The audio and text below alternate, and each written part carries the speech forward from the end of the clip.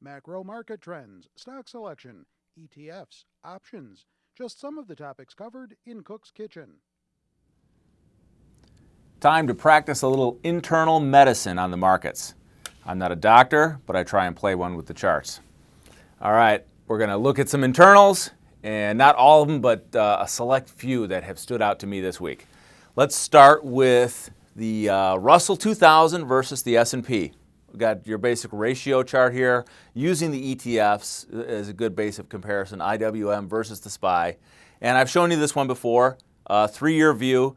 The red line is the ratio itself, and the black line behind it is the S&P itself. So remember last time we talked, I was looking at a relative value trade here over the summer, shorting the Russell while staying long the S&P.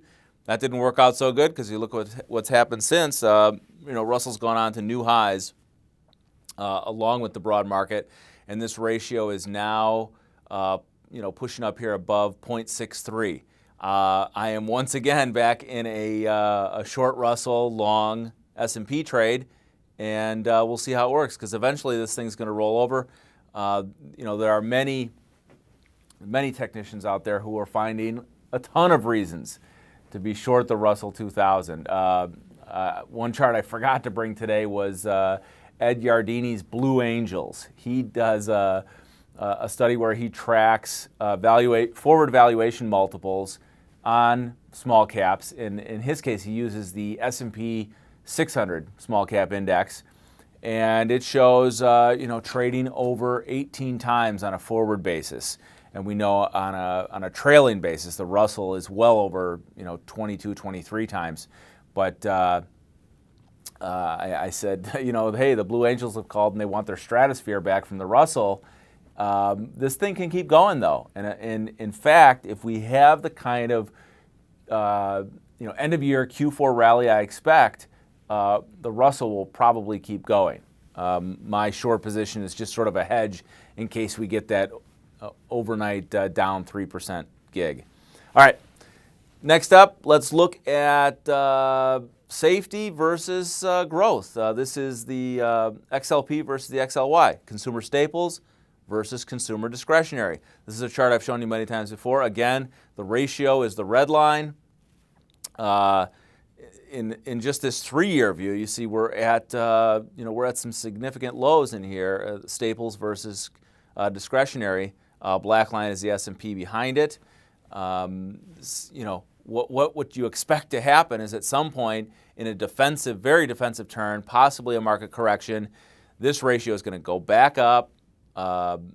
Staples over consumer discretionary, and the market will come down. They don't have to meet, but this is the overextended nature that you're trying to fill. Here's another view of it from another analyst I know. He's looking at the same thing. Basically, it's the same chart, and he's wondering if the shift is already beginning. Are large institutions, selling into the new highs, getting more defensive, and will this ratio climb?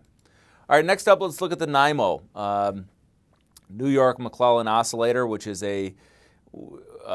takes advanced decline statistics and sort of smooths them out. We had a significant event here in the past week. We had what is known as a Zweig, Marty Zweig breadth thrust, and that's where the NYMO goes down below 40% negative on selling, and then within a 10-day period pops back above 61.5%. Now, you can look at these other instances. They did not occur. We did not have below 40 and above 61.5 within 10 days. Here it is here. I know there was another instance in August of 2011, and that confirmed the buy signals I was getting then when I saw S&P 1100 as an extreme value area. I think there's been one more instance of this breadth thrust. I need to go look in more detail on the chart, but I think there's been one more. But the point is that the reason that Marty Zweig came up with this is because they don't occur very often. So when they do, they are what he called it a signal of a new bull market. Now, it's kind of hard to talk about a new bull market when we're already in this raging bull market.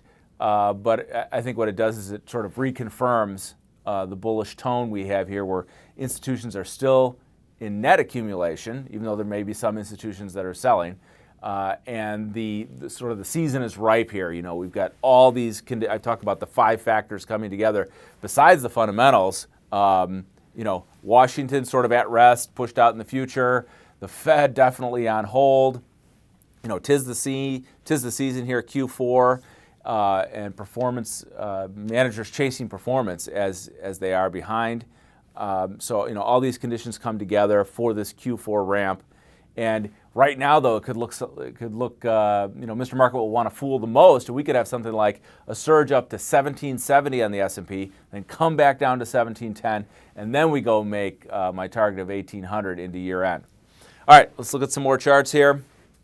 This is the Summation Index, another McClellan invention, another oscillator where they're looking at sort of cumulative advanced decline. Now this one, you know, gave us a nice bottom and strong signal in July, and then made new lows into September.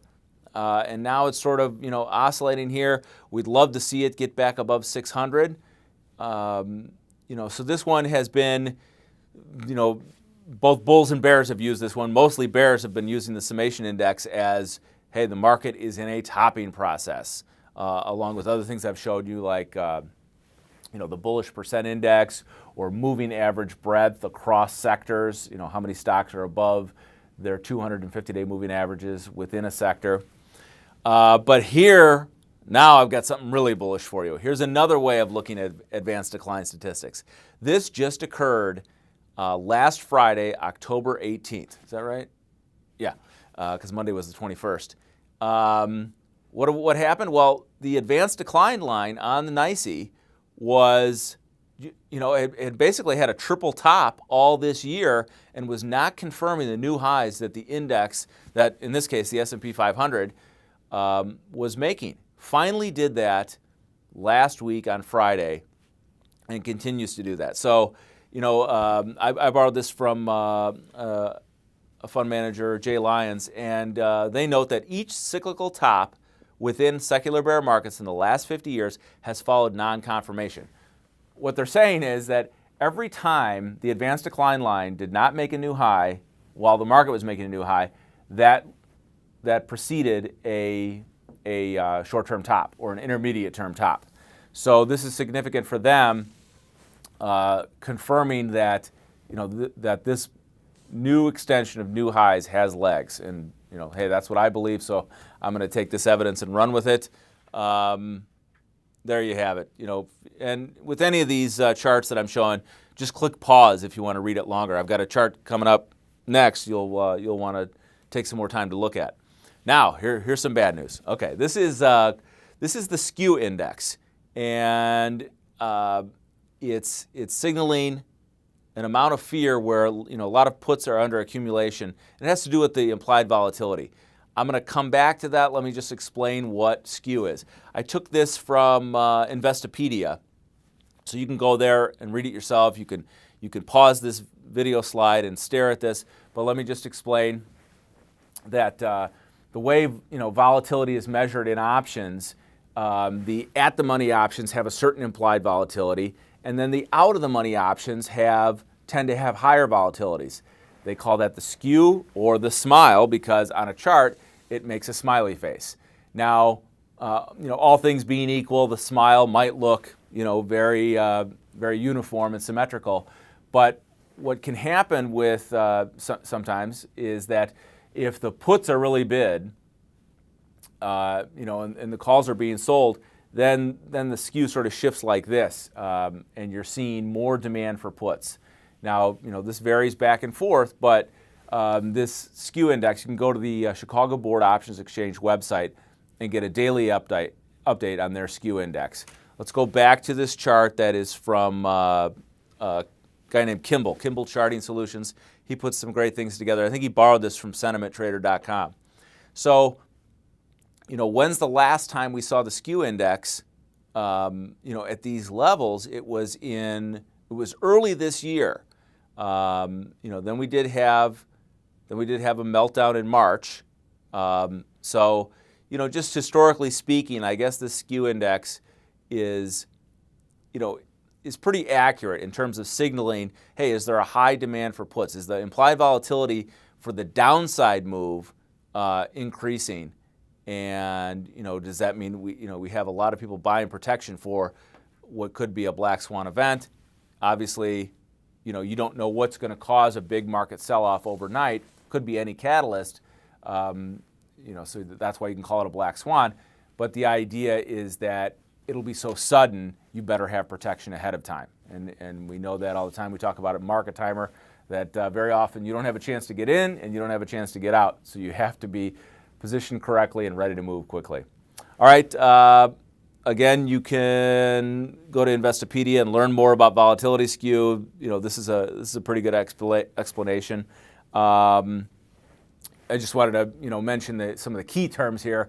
When we're talking, if you're familiar with standard deviation, then you're going to have no problem understanding option implied volatility. Standard deviation, that's exactly what volatility is. And skew sort of gives you a picture of what's happening at the tails. What would happen? What is the price of risk on an extreme move? Out of the money. So that's what skew is all about. All right. So we've looked at a few internals. I don't have any moving average breadth charts, but got enough of a picture here. I'm still bullish, and I think you got to pick your spots. Obviously, you got to be a careful stock picker, pick your sectors, and be ready to move quickly and take advantage of what Mr. Market is going to bring us. All right, that's it for the kitchen today. Thanks for joining me, and I'll see you next week.